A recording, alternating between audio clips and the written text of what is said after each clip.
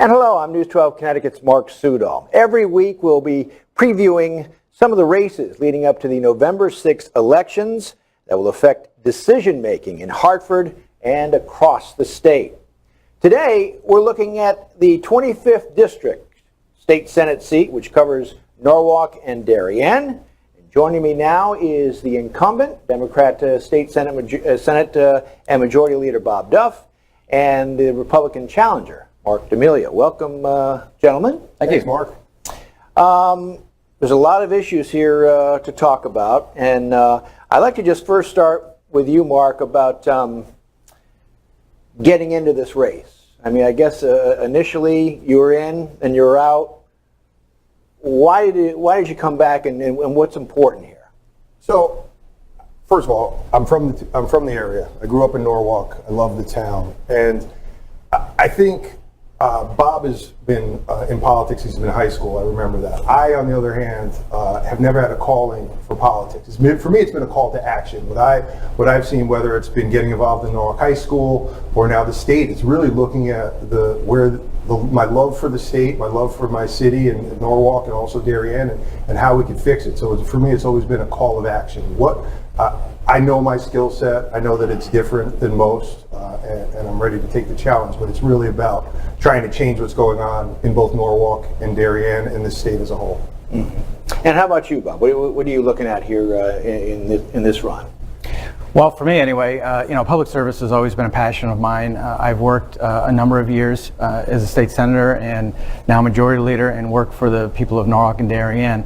I love the job. I love working and helping folks, residents of the two communities I serve, helping them, whether it's constituent services and cutting red tape, or helping them fight a business, or whether it's passing good laws up in Hartford that makes their lives better and moves our state forward. So I continue to love the job. I continue to love public service, and every 2 years I think one must kind of reevaluate and see if it's something we want to continue to do. And because I still love the job, I still want to make sure that I continue to serve. And I ask the people of Norwalk and Dairen respectfully for their vote on November the 6th. Mm-hmm.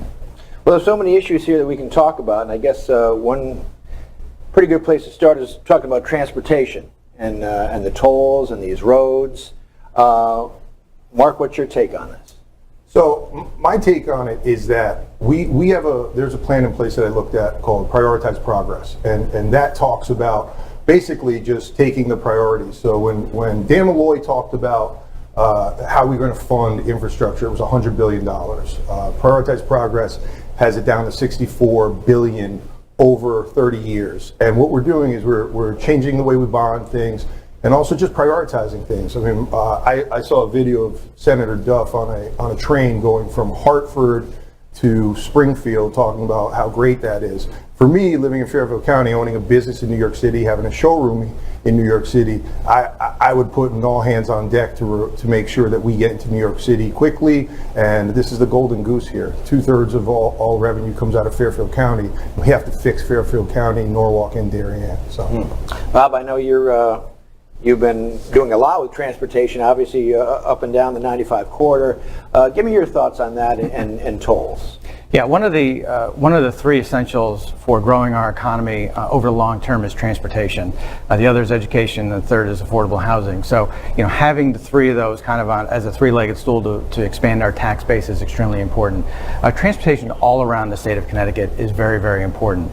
The $100 billion plan that the governor put forward that has a number of projects here in this community, such as the Route 7 Merritt Parkway interchange, such as fixing many of our local roads that we have, like we did with West Rocks Road, that we're also doing in Norwalk over to Route 1 East Avenue intersection, and Strawberry Hill and Route 1 as well. All those things are extremely important. $100 million only gets us to a state of good repair. It doesn't get us to expansion. $100 billion gets us to a state of good repair, not to expansion. The Prioritize Progress plan sounds good. However, it doesn't get us to all the things we need to do. Plus, on top of it, it cancels school construction projects and other important projects around the state of Connecticut that we think are important. But again, transportation and paying for our infrastructure is extremely important because of the fact that you cannot grow this economy if you do not have a transportation system, and that includes good trains, good buses, and also good highways, and putting those in a state of good repair. Marc, may I interject real quick? Yeah, of course, yeah. So, the Great Recession happened in 2008, okay? Every other state, including many blue states, have recovered, right? We all know Massachusetts doing well. So for my opponent to talk about, now he knows, after being 14 years in the legislature as a senator, now he knows the magic formula to improve the economy. I mean, it's just not accurate. I mean, you can't also wake up one day and say, I got it. Where every other state, including blue states, have recovered, and Connecticut lags behind in every metric possible. So, you can't be the Senate Majority Leader and be side by side with Dan Malloy and not take the heat for where the state is. It can't happen. So facts matter. And in this campaign and nationally as well, where I know sometimes facts don't seem to matter in some places, but the fact is that Connecticut has actually recovered over 100%, 127% of its private sector jobs since the recession. Where we have lost jobs is actually in the government sector. So our private sector jobs have done this, our government sector jobs have done this, which is why if you combine the both of them, it's not 100% yet, but private sector jobs have grown. As a matter of fact, our private sector employment is the highest it's been since the mid-1990s. And on top of that, there was just an article the other day in the Hartford Business Journal that said that Connecticut had 2,700 businesses that started last year in Connecticut alone. And that's on top of the fact that we have over 25,000 jobs opening through Pratt & Whitney, Sikorsky, Electric Boat.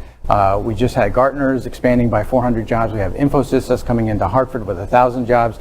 So Connecticut is continuing to move forward. We've got to make sure we have the basics, which are kids who are prepared and ready, college to career. We have a transportation system that can move people back and forth the way they want to get back and forth. And we also have housing options available for seniors, for young people, and for those in the middle.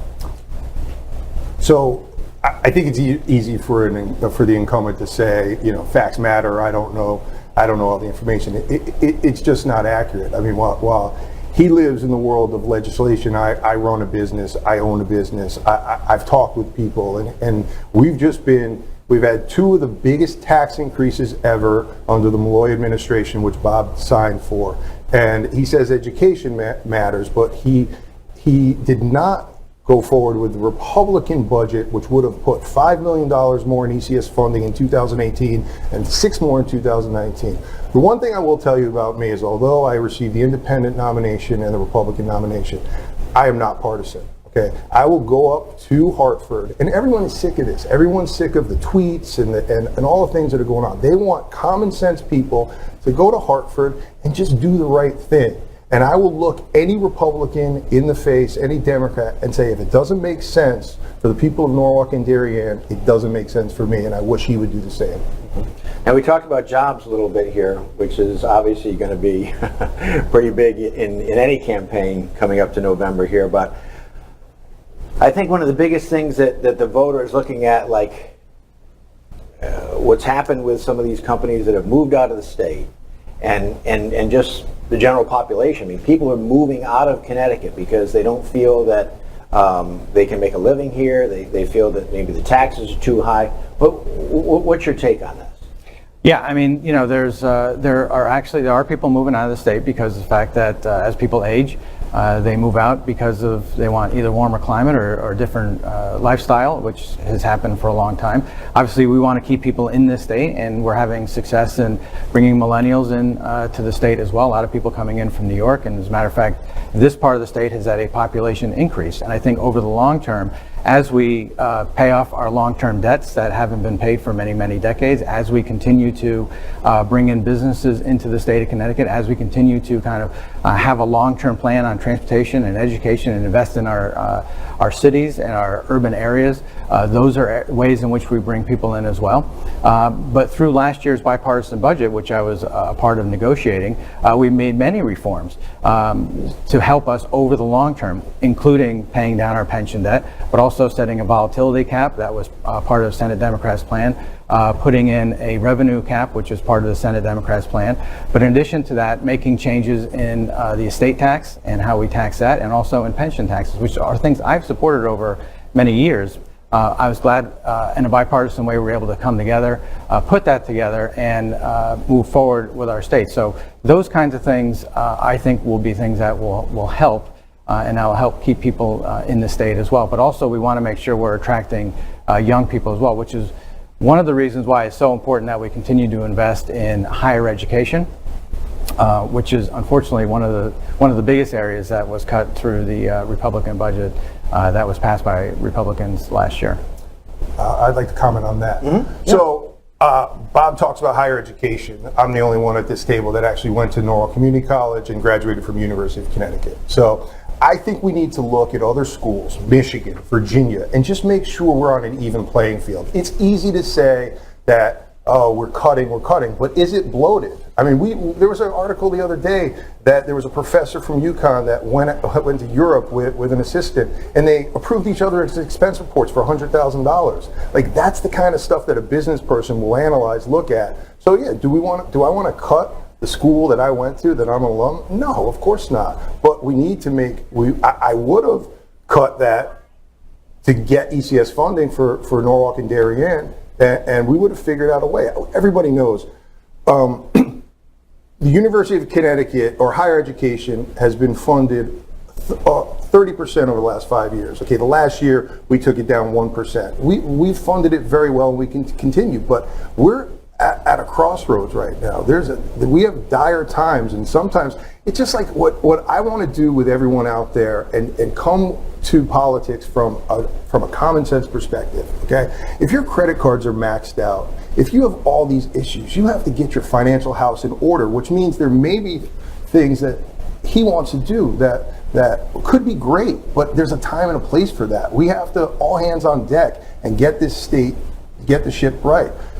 As it relates to income tax, right? I know Bob Stefanowski's talking about getting rid of the income tax. You know, what I think we need to do is we need to send a signal to both business and people who live here that we're open for business. Under Dan Malloy, there's been a closed sign on the state of Connecticut, and we need to open it up. So even if we say, hey, you know what? The next year we're going to decrease personal income tax by 0.5 point and set up a metric that over the next 5, 6, 8 years, as Bob said, if we don't get to a certain benchmark, then we don't do it. But we have to let business know that we're open and ready, and Connecticut is making a change. And you need new leadership for that.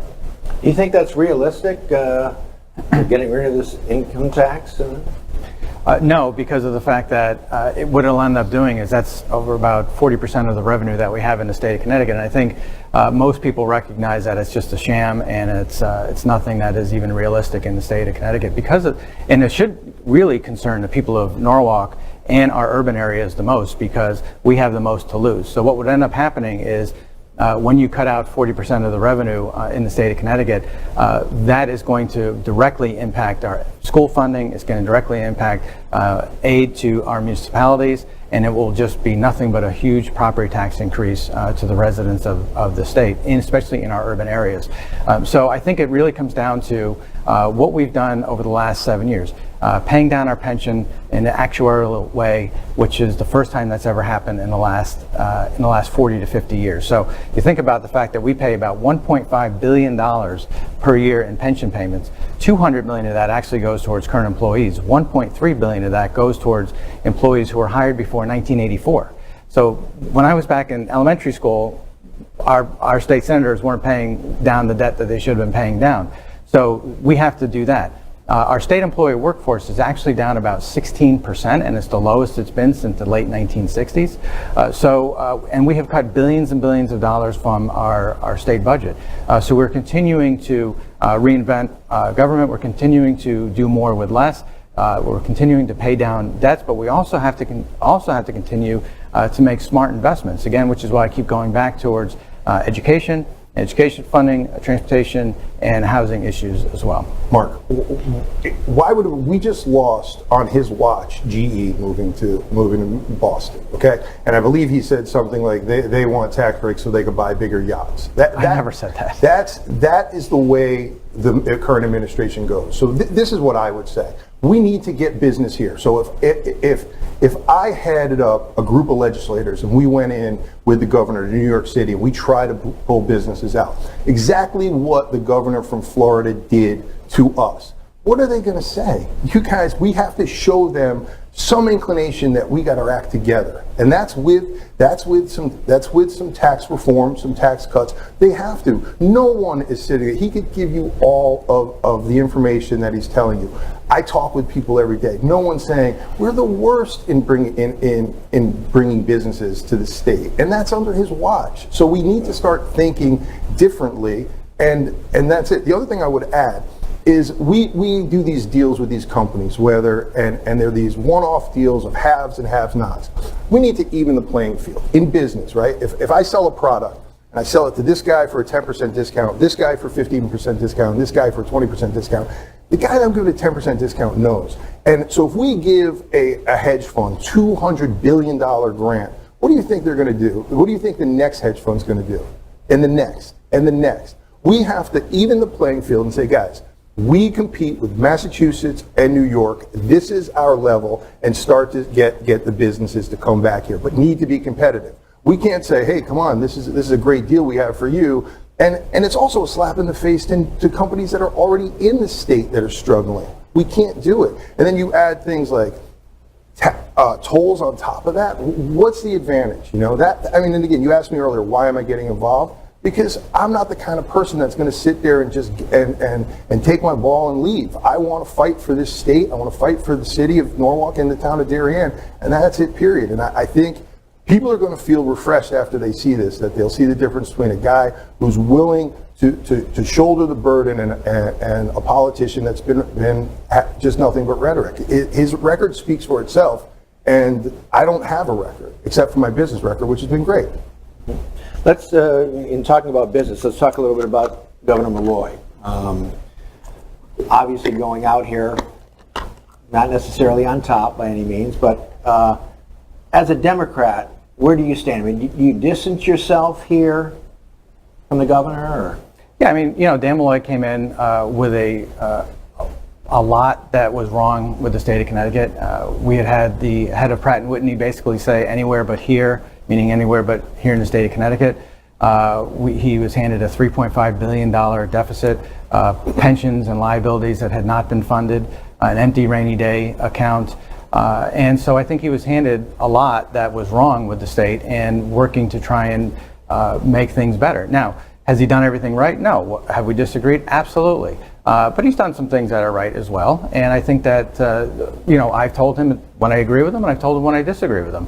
And so, I think in over the long term, we'll see how his record plays out. But I give him credit for making two different agreements with state employees that are saving over $40 billion over 20 years. I give him credit for the fact that we've paid down our pension debt. And that he's worked very hard on bringing jobs into the state of Connecticut. So, look, I'm a realtor. I've been a realtor for over 20 years, so I'm a small business person myself, and I know what the market's like right now, and the market's been pretty good.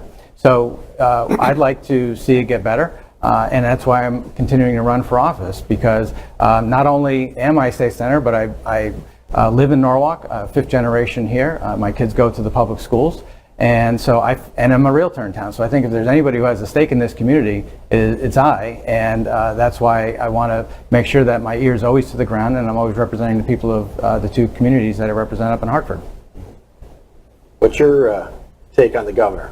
So look, you can't hide from the issues that they have had. One thing I would say is I look at Connecticut. Let's use a football analogy, okay? Let's pretend the state of Connecticut is an NFL team, okay? And Governor Malloy has been the general manager, and we just got rid of the general manager. Bob Duff is the head coach and has gone 0-16 the last couple of years. I will tell you one thing. Running for this office is very difficult, and I applaud Bob because he's been doing it a long time, and it's not easy. And with the current climate, it's tough. And Bob is a stand-up guy. I could throw a rock through his house from my house. I wouldn't do that because it would be a problem. But we live near each other. We both went to Norwalk High School, and it's tough. But I just want to take the time to applaud him and say it's not easy, but I'm looking forward to it. I think people are ready for change, and Bob and Dan can't hide from where we are. I wouldn't even be in this position if it weren't for how, I mean, I have a wonderful life. I have a beautiful wife, 2 beautiful daughters, and again, this was a call to action, not a calling. How about the new candidates for governor, Lamont and Stefanowski? Do you think, what do you think about their policies and moving the state forward? Well, I think, any governor comes in and the legislature has to look at their proposals and evaluate them. I think Ned Lamont will be the next governor of the state of Connecticut. I don't think Bob Stefanowski really understands. As a matter of fact, I mean, when you have Donald Trump endorsing him and saying that he's the great candidate and the best candidate, and as a matter of fact, Bob Stefanowski said in the primaries, what grade would you give Donald Trump? And he says an A. I think that meant it was game over for a lot of voters in the state of Connecticut. So, you've got Donald Trump now as really the titular head or the head of the Republican Party, which filters all the way down from national to the state. And we're really the firewall for Donald Trump's policies here in the state. And I'll give you an example. Whether it's environmental policy and you have tailpipe emissions or smoke energy and smokestack emissions that are coming out that he's relaxing, we're doing the exact opposite here in the state of Connecticut. Whether it's issues on women's health, we're doing the exact opposite. Whether it's issues of net neutrality, we're doing the exact opposite. So Bob Stefanowski and the rest of the Republican Party can do a big bear hug to Donald Trump. I think it's important for us here in the state of Connecticut to make sure that we have that firewall to Donald Trump and his policies, and we continue to move our state forward as we have in the past, and continue to work hard to expand our tax base. I mean, that just echoes my sentiment, right? This is all about partisan politics, okay? They want to make this thing about, they want to make Connecticut about Donald Trump. I don't know Donald Trump. I don't agree with Donald Trump, but we have problems right here in Connecticut, Norwalk, Dairen, okay? So I would say one thing though, I don't think it behooves the state of Connecticut and all these guys to sit there and to talk so poorly about Washington, because you gotta play. I'm a salesman, okay? We need to go in there. If you think if there's something to do with transportation, or the tie's not going to go to us, because they know all we do is talk poorly about Washington and about the current administration. So I can tell you, and look, I know why people are scared of me, because I'm a business person. I'm not beholden to any special interest group. I don't care who it is, Republican, Democrat, whatever. I'm going to do what's right for my city, Dairen, and the state of Connecticut. This guy wakes up every day and puts a cape on with a D on the back for a Democrat man, and goes out there, and the people are sick of it. They don't care. There's, 10% of the people are extremely right, 10% of the people are extremely left. Everyone else in the middle just wants to get things done. And that's what I'm going to do. And we need more people, not like me, but with the same mindset to go up there and do those things. But how do you think you can get that done? Right. Because when it comes to Hartford, it's not easy. Well, let me just say that I believe, again, facts matter. 85% of the legislation we pass up in Hartford and the state Senate is bipartisan. Even working as majority leader, I work very closely with my Republican counterpart in the Senate to make sure we keep business flowing. Nobody's heard over the last 2 years with an 18-18 tie, oh, there's a big blow up in the Senate, nothing's getting done. That never even happened. When I was chair of the Housing Committee and chair of the Banks Committee and chair of the Energy and Technology Committee, all those issues are tough and they require a lot of work. All the things that we did, many of which were things that were first in the nation types of bills and legislation, they were all done in a bipartisan way. So I have a very clear record on being bipartisan as well. And so, but I will say, again, just going back to your question, Mark, is that the things that are happening in Washington do impact us here in the state of Connecticut, and they impact us here in Norwalk and Dairen as well. So I don't agree with most, if not all, of Donald Trump's policies. I think that he has the ability to he had the ability to bring people together. Maybe in the beginning when he was talking infrastructure, he's talking immigration reform, he's gone back on his word on all those things. But we would have been welcome to work with him on those kinds of things. But when he's talking about women's health care, when he's talking about issues like net neutrality, he's talking about issues like infrastructure, and he can't get those things done, and he's not only can't get it done, but he's harming us in the same time, that's when we as state legislators need to stand up and fight against those things and make sure that we have that firewall to protect against bad policies that are coming out of Washington. I mean, the irony is which is interesting is that he talks about Republicans, but he doesn't even have support going into, if by chance, and we're real close, he wins, he's going to be challenged for his Senate Majority Leader spot. That's unheard of. So, I mean, I don't know what else to say about that, but that's factual. The guy for the senator from New Haven already said he plans to challenge after Election Day on the 8th. He will go to caucus and challenge Bob to be Senate Majority Leader. And to your point, what the question was, what do I think I can do? So I get it. I would be a junior senator, but you can't have it both ways. People say we need fresh ideas, but then they say, oh, you don't have any experience. And when it's someone on the Republican side, like up in the Ridgefield area, that has a Republican that's been in the seat for a long time, they're saying, oh, we need fresh ideas and we need new people. But here in Norwalk, because Bob's been there for 14 years, we need to go the route. It's just not factual. So there you go. We got about a minute left. Bob, give me your thoughts on a casino coming to Bridgeport. I'm not in favor of a casino coming to Bridgeport. That's it? Okay. That's it. How about Marc? What do you think? So I'm not in favor of a casino for a couple of reasons. I mean, I look at Atlantic City, all right, and I think if we're going to bring something into Bridgeport, we have to bring something that uplifts the community, and I just don't see a casino doing it. I think we gotta check some more ideas, and I also think there's an issue with how that affects Mohegan and Foxwoods, and there's been talk about they might sue us. So I wouldn't go down that road. They will definitely sue us because it breaks the compact. And as a matter of fact, one of the things that they haven't been able to answer MGM is the $200 million that comes into our budget through the 25% of the slot machine revenue. So until those questions are answered, we cannot really have a further discussion on anything in Bridgeport because we can't. Why would we want to throw away $200 million that Mohegan and Foxwood are giving the state of Connecticut to build a third casino, which we don't know what that's going to be, and we don't have any kind of agreement with them with the state of Connecticut. All right, guys, I'm sorry, I got to wrap this up. But our thanks to both candidates, Republican Marc D'Amelio and the Democrat Bob Duff. Thanks for joining us, and have a great weekend.